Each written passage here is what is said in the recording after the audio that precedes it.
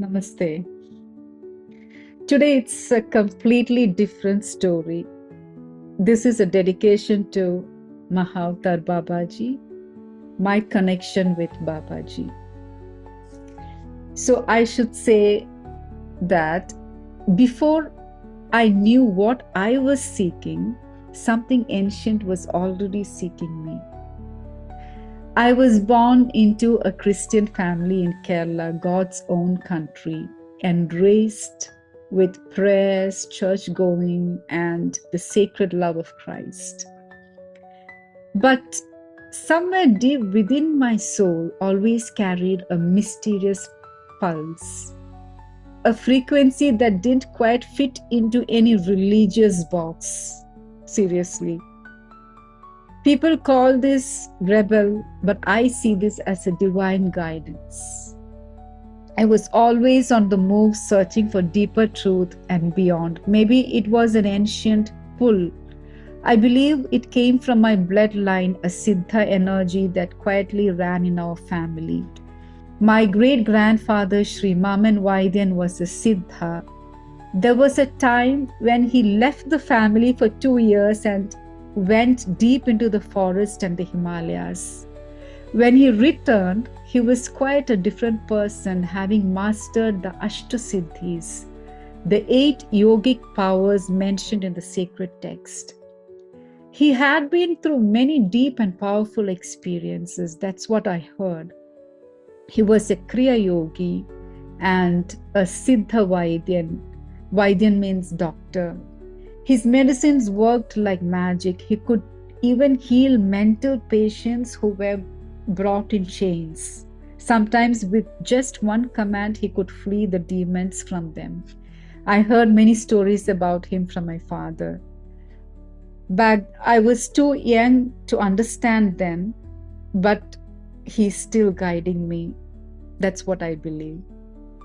And yet, as I grew, I was confused, caught between the world of Christianity and unseen Siddha knowledge.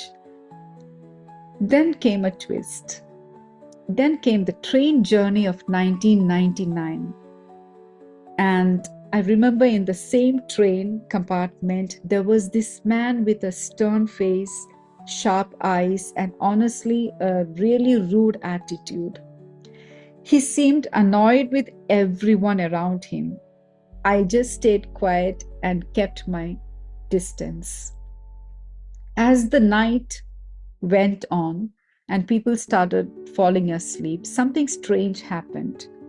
His energy completely changed, like something entered him or something awakened inside him. Out of nowhere, he stood up and started shouting about Mahavatar Babaji, looking at me. Back then, I had never even heard the name Babaji. I didn't know who this Babaji was or why this man was shouting so passionately. But then he looked straight at me. His eyes had this intense fire, like, not of anger, but there was so much of passion in his eyes. He held out a small photograph of Mahavatar Babaji, the immortal yogi who's said to be thousands of years old. At that time, I was a strong Christian and I had been taught that Sanatana Dharma was some kind of pagan belief. Then he looked at me and said, "You may not get this now, but one day you will know this person," showing the picture of Mahavatar Babaji. "He will come to you, and when he does, you will remember this moment, this meeting, this picture, this journey."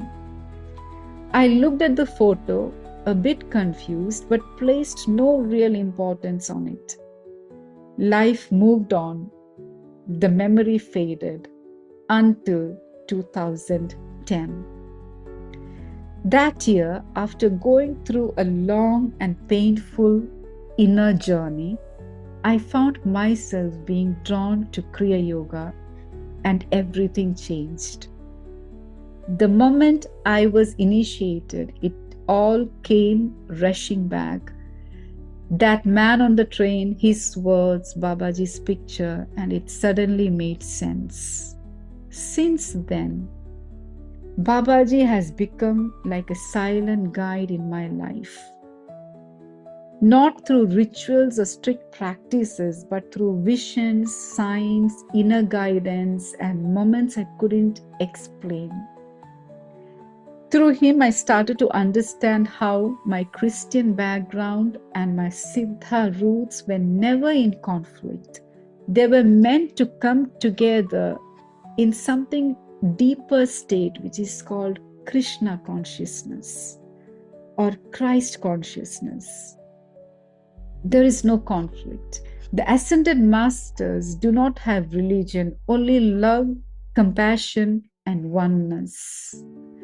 Babaji didn't come to convert me, he came to awaken me to my truth, to remind me of who I already was, behind all the names, labels, and lifetimes. This journey is still unfolding, but I now walk with certainty. I have learned that spirituality comes in phases.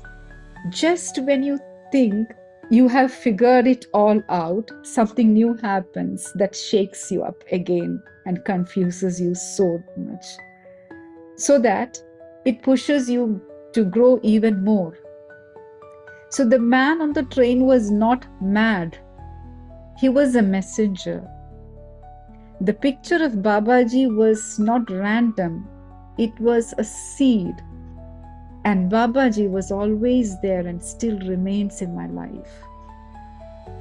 If this story resonates with even one soul walking a similar path, caught between inherited faith and invisible truths, then my sharing has served its purpose. This is only one thread of my journey. There have been many other moments, some mystical, some subtle, and some too sacred for words, that have shaped my life, breaking my illusions and expanding my inner knowing. If it is the divine will, I will continue to share more of these experiences to show that the invisible guides are real, and sometimes we need to rise above man-made religions to truly connect with the divine. Thank you for giving me your time. Also remember, Gyanganj videos are also coming soon. Thank you for supporting me. Namaste.